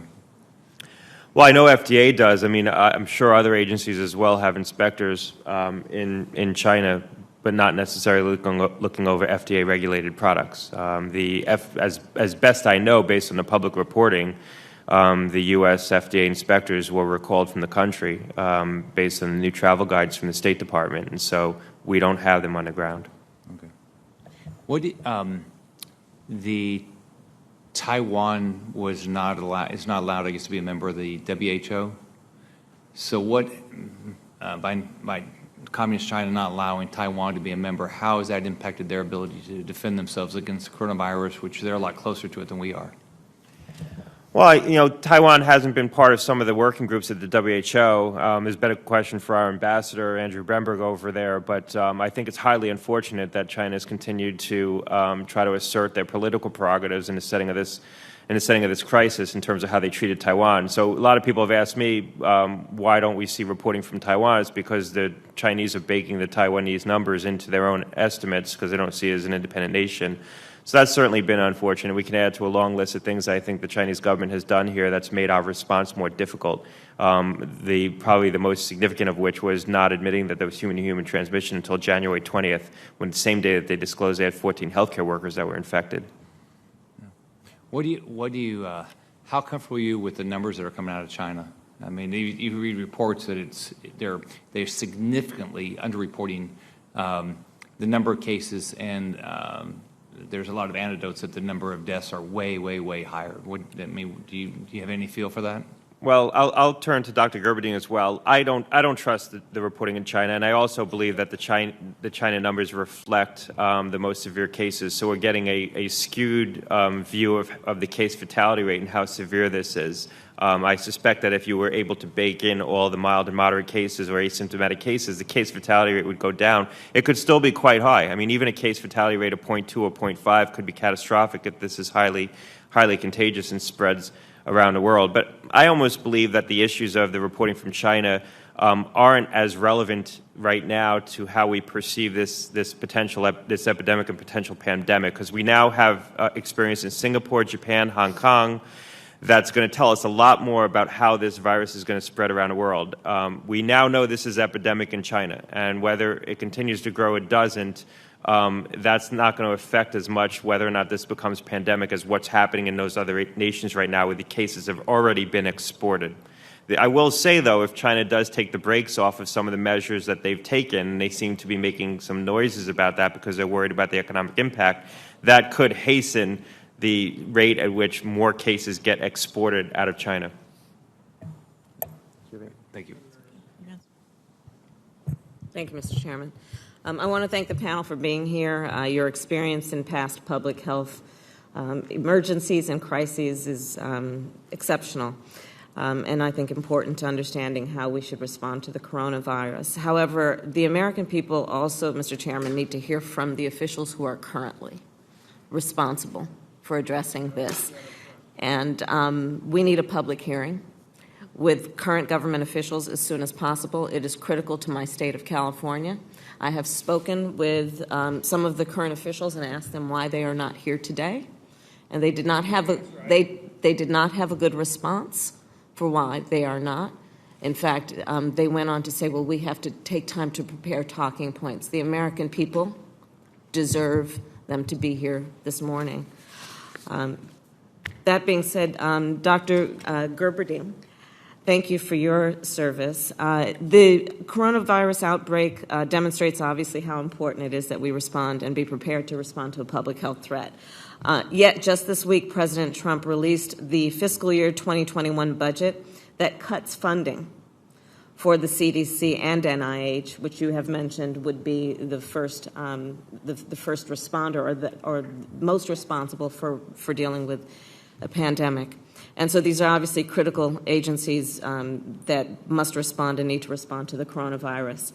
So this is one in a long line of attacks on our country's public health system that we've seen over the past 3 years, from trying to repeal the Affordable Care Act to restricting the way science can inform government decisions to slashing our investments in global health. So my question to you, as a former CDC director, and especially during the SARS epidemic, you must recognize, obviously, the importance of a strong public health system to guard against infectious disease threats. And so, as Congress considers the next fiscal cycle, what public health programs would you prioritize to ensure that our country is prepared to address an outbreak, and this outbreak and any future outbreaks? Thank you for your question. It's a question that's been asked for many years, and it's frustrating to have to answer it for many years. I will put on my hat as the chair of the CSIS Commission, because that's basically the question we asked as well. Where should investments be made to improve our global health security? And I can share this with you. Other members of Congress have participated in its development. But specifically with respect to the CDC, I think the whole system of public health has been left behind as more and more of our health resources have gone into care delivery, and we've underinvested in prevention and preemptive care, including the preparedness dimension of that. I also think that it is a small world, and we need to have a cadre of people who are trained to be deployed to places like the DRC when there's an outbreak there, so that we can lend our expertise and our competency in safe ways to be helpful in containment when the problem is somewhere else. The third issue really relates to what Dr. Gottlieb was discussing, and that has to do with our laboratory network. Across the public health system, we depend on the laboratory response network in situations like this, and they have made dramatic steps over the past 10 years or so, but there's much more to be done there, and we've got to keep up with the state of the science. And I totally agree with point-of-care diagnostics for emergencies. So we have a lot of work to do to really build up the public health system. And the great thing about it is it's not just sitting there idly waiting for an outbreak. We can use it for ordinary care as well. So it has a dual purpose, and I think that those are investments that make sense. So to your point that you have made these recommendations before, to what do you attribute the lack of progress? I think we have a general mindset that undervalues health promotion and prevention, and I include preparedness in that dimension. When something happens, as a nation, we're very competent at making an emergency investment and stepping up in the crisis to get miraculous things accomplished, but we don't sustain it. It's complacency, crisis, complacency, crisis. But what you're describing goes to the very core of the point of the public health model, which tells us prevention, promotion is the smartest and cheapest way. Absolutely. And then if the sniffles take on, early intervention, but if we're dealing with it in the emergency room, it's too late and it's too expensive. So this is not a new concept, and I'm just at a loss to understand why we've not made progress then. Well, I'd love to follow up with you in a deeper conversation than that, because it's a complicated cultural issue in our country, but I think it also has to do with just generally the tendency to have wishful thinking that a bad thing isn't going to happen. Individuals do that when they smoke cigarettes or do things that they know are bad for their health, but I think as a society we have a similar challenge. Can you talk with me, based on your experience and your thoughts about how we can be better? What is the system in place, because I'm having a difficult time getting it even when I've talked to current government officials, about the system for federal funding and how it is distributed to state and local governments who, in the current crisis, the coronavirus, and in past circumstances, it's not happening as it should. And there seems to be a distribution of responsibility, but not a distribution of resources to the state and local governments. I don't have any insight into how that's happening with the coronavirus situation, so I can't respond in a contemporaneous way. Generally, the funding mechanism waits for emergency supplemental to come, and then it's distributed according to population and other parameters across the public health system.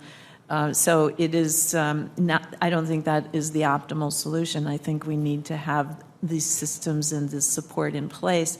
A major vulnerability, in my opinion, it gets back to what we were discussing earlier, and that is that our health system has so little surge capacity in it, and hospitals aren't going to build that without investment. We have to support hospital surge capability.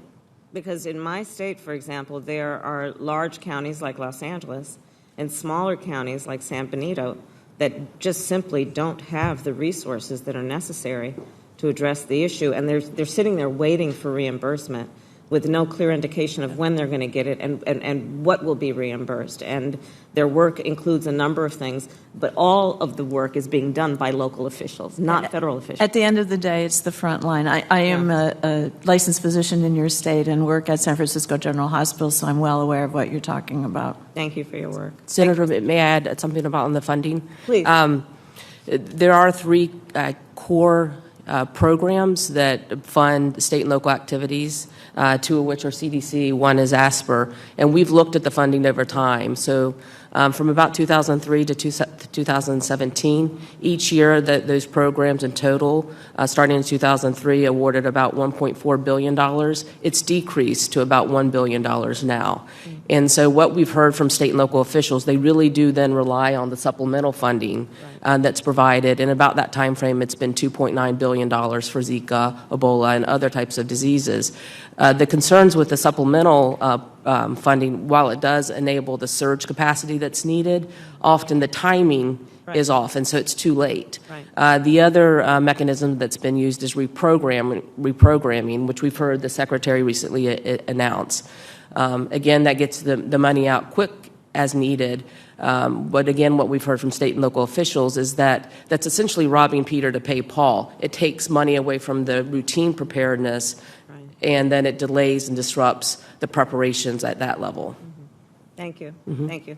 Thank you, Mr. Chairman. Senator Rosen. Thank you, Mr. Chairman, and thank you for being here today for the work that you've done. I want to agree with you and Senator Harris that we need the current administration here, not just to address today's issue in coronavirus, but our future preparedness and our readiness. It's very, very important. And, you know, we talk a lot about our large population centers when we have a potential pandemic like this one. But our community hospitals and clinics, just like you alluded to, they are on the front lines, particularly those in our underserved urban areas, in our remote and rural areas. Nevada, we have 300,000, about 10% of our population, living in frontier and remote rural areas. And so we need guidance, and we need staff that's well-trained to have the right equipment ahead of time. So for Dr. Gerberding and Dr. Borio, what federal investments, where can we target these most effectively to ensure our local rural providers have what they need to respond, not just to a large-scale epidemic, but to mass casualty, a natural disaster? Those also have an impact on public health and the system to respond. As we said a minute ago, the front line is local. I don't think it's realistic for every health facility and every provider to be fully up to speed on, you know, every emerging infection that could occur. So we have to think about a hub and spoke model. What is most important for every provider is to have the ability to be quickly updated if there's something new and emerging, so that the training system is in place, the information system can quickly get information out to people, and they know what to do when the first patient appears in the emergency room with a suspicious diagnosis or something that's suspicious for an emerging infectious disease threat, and then that we have the capacity to get advice and refer or transport the person to a facility that has the more advanced infection control and care, just like we do for other complex medical problems. But the problem is reaching the front line in a reliable and systematic way, and that requires a system of ongoing education and training that is incomplete, as you've pointed out. I'll let you talk a little bit about the medicine. I'll just add that I agree that with the tiered approach, because that's how most of complex medical delivery occurs anyway, right? So not every hospital can do the most complex procedures. But the funding has been approximately, ballpark, $250 million a year, and it's been filtered through state public health systems. And this funding is very necessary for planning purposes, but it's just not sufficient to really achieve preparedness. And we need to find a way to go from planning to actual preparedness. And it's going to require more expectations, I think, on the part of the federal government, coupled with resources to fulfill those expectations. But we can't stress enough how important that preparedness at the hospital level is. And do you think that we can potentiate using the telemedicine capabilities between our urban hospitals that are very well equipped to our rural providers that are out there? How do you think that we could best put some funding into that mechanism to be sure that out in smaller communities we have some of those issues taken care of? So, yes. So it's clear that today's system doesn't leverage the most innovative technology that exists in the marketplace. And telemedicine is, it's hard to imagine that we're going to achieve the level of preparedness that we need to in the absence of exploiting more of those technologies that include telemedicine and telehealth. We see some progress in that regard, some increasing uptake in the medical care system, but a lot more could be done to leverage those technologies for preparedness. So I think that needs to be part of the funding stream perhaps as well. Absolutely.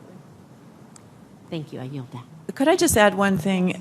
Because when we're having this conversation about how do we build the cascade of preparedness, I want to go back in time to the efforts that were made when I was still at the CDC. Secretary Mike Leavitt at the department took on the issue of pandemic preparedness, heart and soul. We went to every cabinet secretary in government and sat with the book about the 1918 pandemic, outlined sections of it that were relevant, and had conversations about what their cabinet could be responsible for and contribute.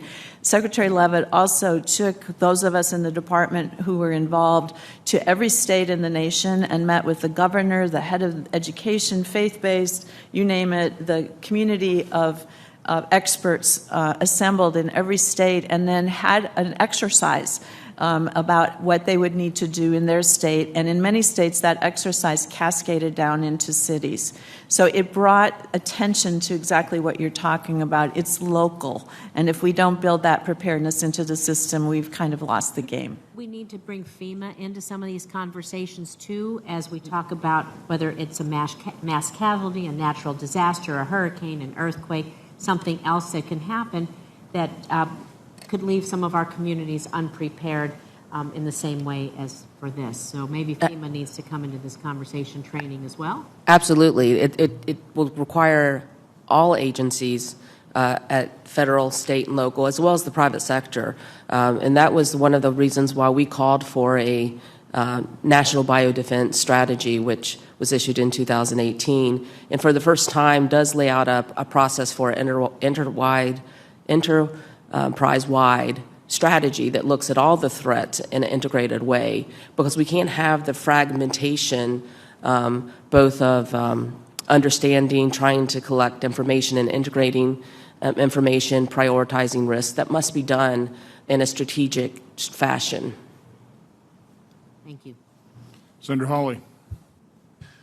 Thank you, Mr. Chairman. Thanks to all of you for being here. I think a version of this question may have been asked, but I'd like to hear the answer with my own 2 ears. So, Ms. Clowers, I'll direct it to you, but anybody is welcome to answer.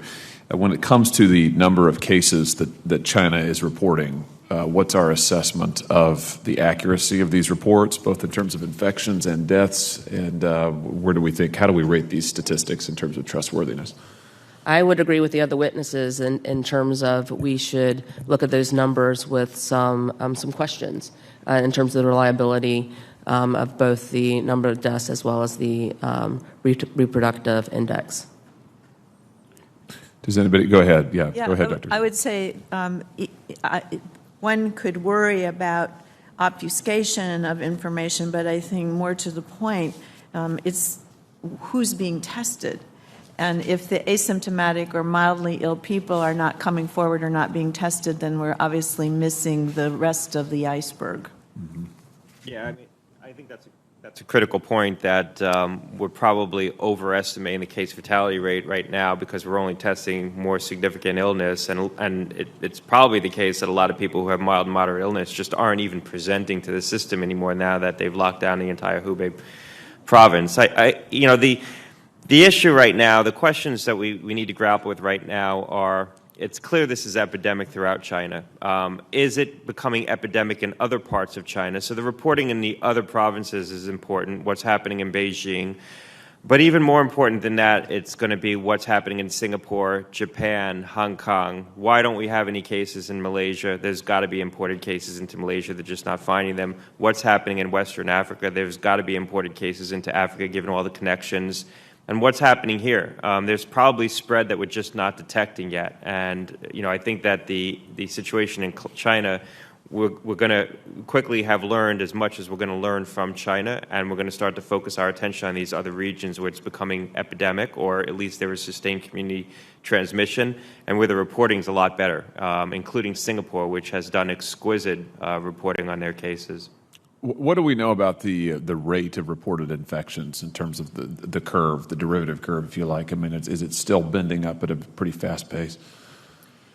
Right now, a true epi curve, exactly what you're asking for, has not really been created. What we do see are the number of reported cases, but we don't see the curve in terms of when they started.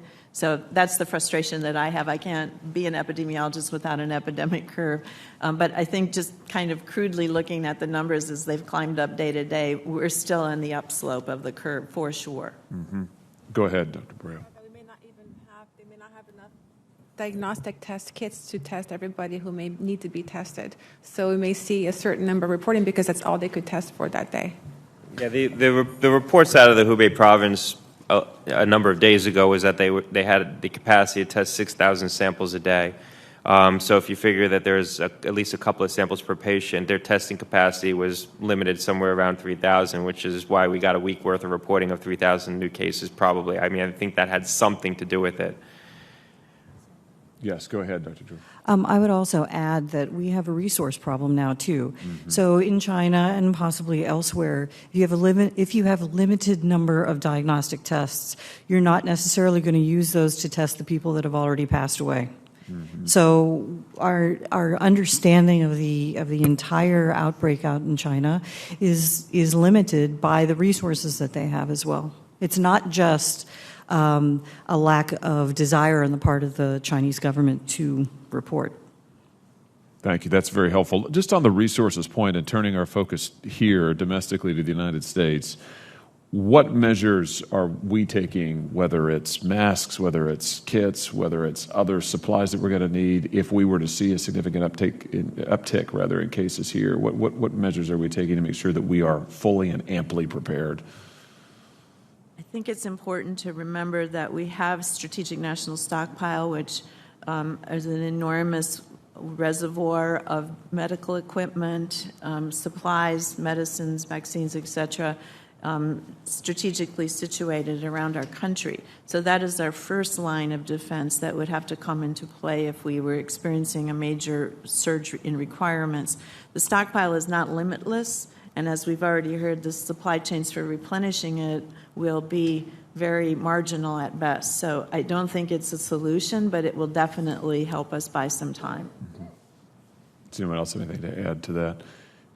Can I just pursue with you then a worst case scenario? Dr. George, maybe I'll direct this to you in the first instance, but anybody is welcome to answer. Based on what we're seeing in the region, the Indo-Pacific region, Japan, South Korea, and all of East Asia, at the end of the day, what are the worst case scenarios that we face here domestically in the continental United States based on what we know now?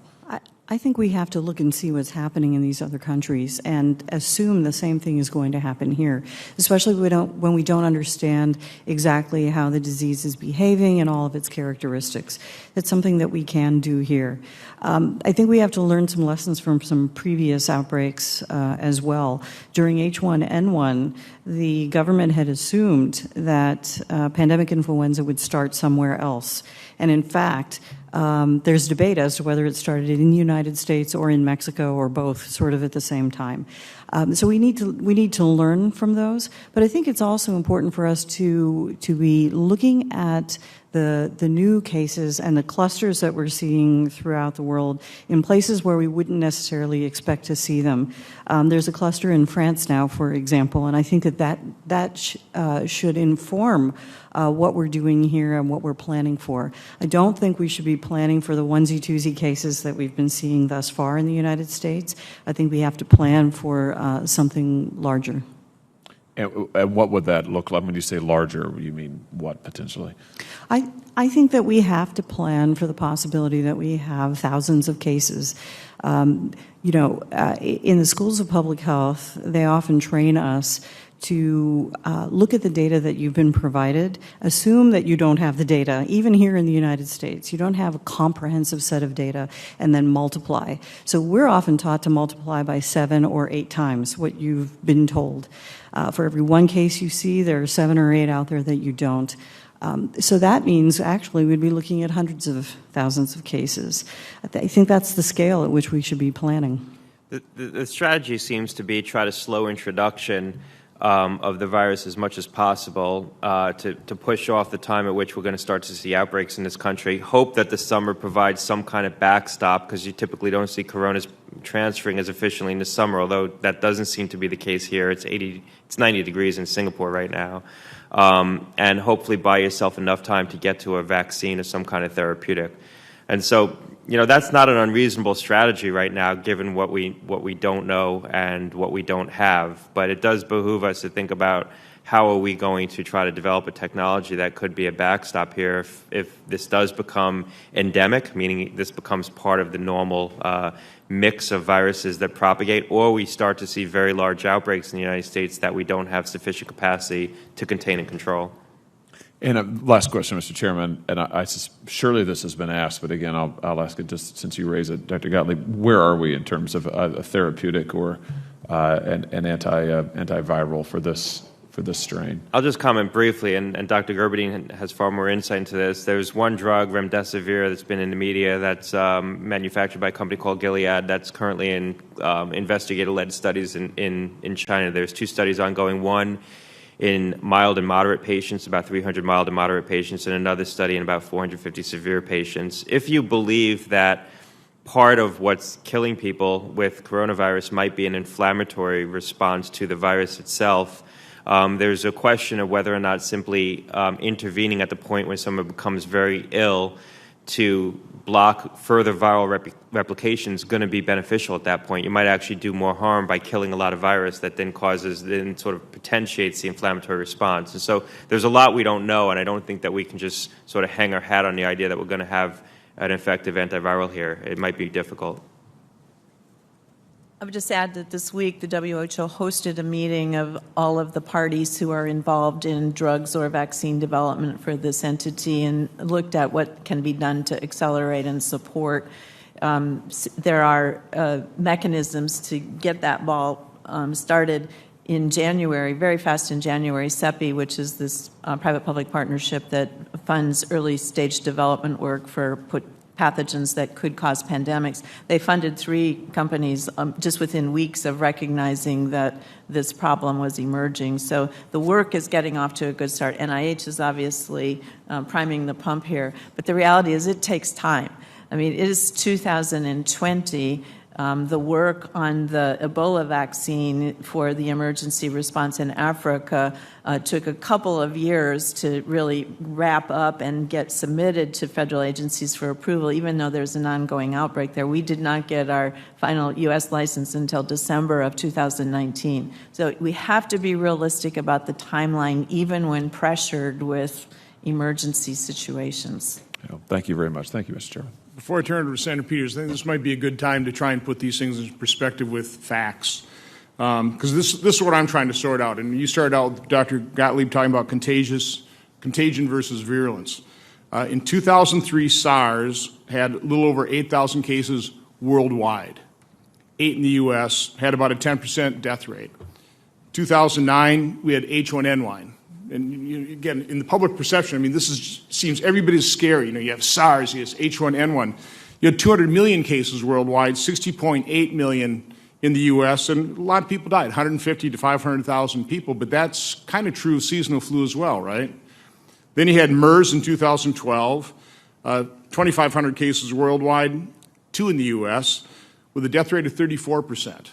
Ebola, a virus different than kind of flu. Now you have coronavirus. It's looking to me a little bit more like H1N1. maybe more contagious, maybe not as virulent. Can you just kind of put it in? I know we don't know much about this, but where does this all fit in terms of seasonal flu? Like was H1N1 that much different than a normal seasonal flu? Just a different variety that sounded scary? Well, H1N1 was a novel influenza that people didn't have cross immunity to, so it was highly contagious because of that. I think it's hard to make an estimate on where coronavirus is going to sit in that continuum. I think the concern that you're hearing from us and public health officials is that this could sort of occupy that sweet spot between being contagious enough that it transfers very efficiently, but still virulent enough that when distributed over a very large population, it causes a lot of death and disease. To put it in perspective, influenza has what we call an R naught, meaning how many new cases are infected for every case that you have, of about 1.5, I believe, 1.3, 1.5. Oh, it's down there, so 1.3, 1.28. It looks like, based on the modeling that's been done, the R naught here is going to be somewhere between 2 and 3. So this is much more infectious. The case fatality rate... That grows geometrically too, right? Yes. I mean, it's... The case fatality rate in normal influenza is 0.1 or less. A severe strain might be 0.1. Sometimes it's a little less than that. The case fatality rate here right now, the estimates are it's about 2%. That's probably based on underreporting of the mild and moderate cases. So that's probably going to come down. But it might still be 0.2 or 0.5%. Now, that doesn't sound like a lot, but that's devastating. If you have something that has an R naught of 2 to 3 and a case fatality rate of 0.2, that could be quite devastating. I will say that I think we're going to know much, much more in the next 2 weeks as we examine what's happening in Singapore and what's happening on a very unfortunate cruise ship, because we're going to get a better estimate of how many people with disease actually progress to severe disease. So far in Singapore, with 50 cases identified, and I believe that they're doing a good job of identifying their cases, 8 are in the ICU. That's deeply concerning to me. Talk a little bit more about Singapore, because again, you have flu season, it's cold, people are confined, versus in the summer months, talk a little bit about why you are specifically concerned about Singapore. Well, because first of all, it's warm right now, so you shouldn't see efficient transfer. Second of all, Singapore has about 3.4 million travelers from China a year. We have about 3 million.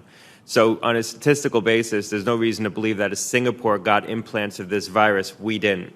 You would expect them to be identified earlier in Singapore, a very dense island nation, city-state. You'd expect those viruses to be identified sooner there than it would be in a big country like ours. But it does suggest, at least to me, that we probably have some community spread right now that we just haven't identified yet, and we'll identify it in time, hopefully in time to intervene to prevent further propagation and make sure that we contain the small outbreaks. One of the questions I did not get adequately answered from my standpoint when I was talking to, and by the way, in defense of the current administration, they're not ignoring this. I mean, there's been a lot of interaction. Another briefing here starts in about 5 minutes where DHS and CDC will be there. But in my discussions, I did not get a real clear answer. I think I finally did, but I'm still, who is following up? Well, let me start this way, because it might have been you, Dr. Gerberding. I think it was in your testimony, you talked about the fact that you really didn't think these travel restrictions are really going to be particularly effective. I mean, it sounds good, it seems like a responsible thing to do, but in the end, or did I read that for somebody else? Somebody in an article or in testimony really kind of toned down. Senator Lieberman said it, actually, that, perhaps at first there's something to be said for travel restrictions, but beyond a certain point, especially with all the travel that's occurred, the 5 million people we believe left Wuhan before any travel restrictions were imposed, et cetera, travel restrictions are not going to remain the sole way to try and control all this. So, people agree with that or disagree with that? So somebody want to answer? If you start with the concept of containment very early on, yes, it makes sense to do everything possible to contain a new pathogen in an area. Once you start seeing sustained community transmission elsewhere, the horse is out of the barn, and that strategy is no longer likely to have any impact. So one of the questions I had is, so we've identified these, for example, we have a case in Madison, we know the flight. So I was asking, okay, well, are we contacting everybody on that flight? Are we contacting passengers, 3 rows? And And who's doing that? Because I know CDC does not have the personnel. CBP does, and this is where we're talking about the whole of government. Who's going to actually follow up? So this goes back to the question earlier about the public health system. When there's a situation like that, a travel exposure potentially, it is the local and state public health department that identify the case and begin the process of working with the airline to contact passengers. This is a routine that our Division of Quarantine at CDC does routinely coordinate, but the shoe leather aspect of it is at the state level, and that's why we need to support them. I would also add, Senator, our system is excellent. CDC does an excellent job of, once we identify a case, doing that track and trace and that containment and the quarantine where necessary. I think what we should be worried about isn't the cases that we know about, it's the cases we don't know about, and there's certainly cases we don't know about.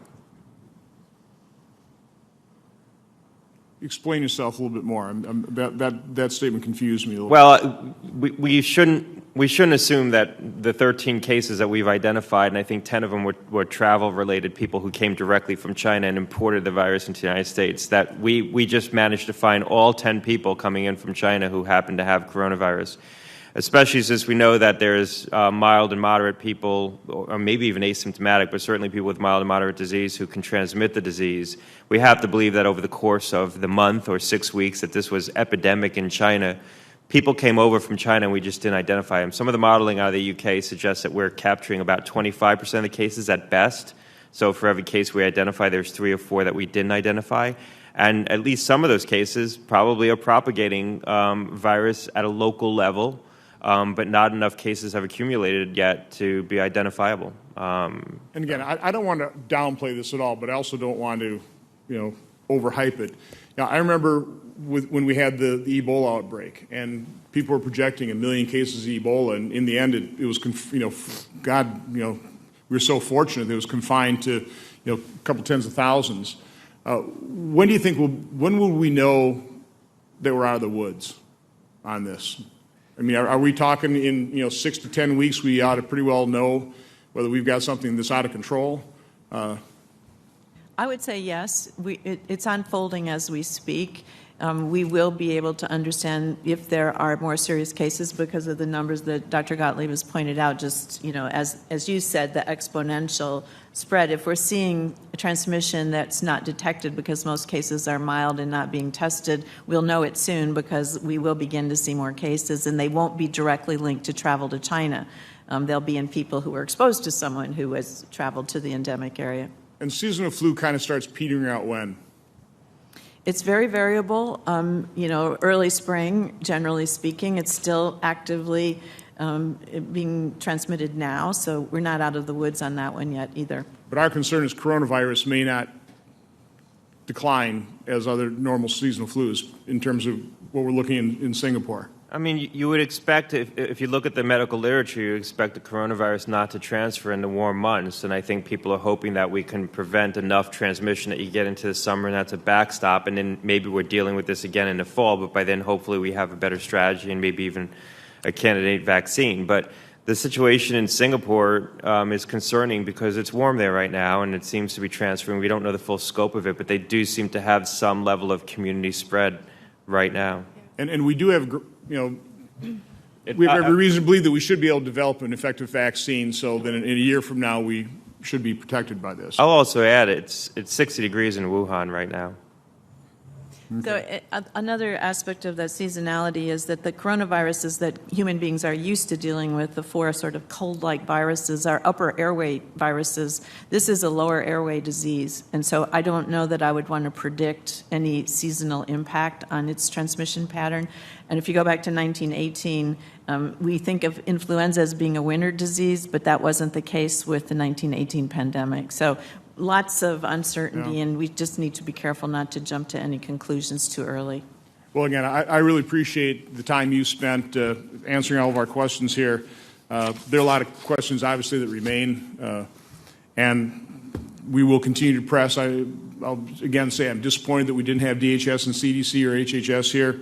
I'm going to leave now and go to the briefing where they will be present. The public has a right to know these things. So, again, information to me is going to be helpful here. So With that, I'll say that the record will remain open for 15 days until February 27th, 5 p.m. for the submission of statements and questions for the record. This roundtable is adjourned.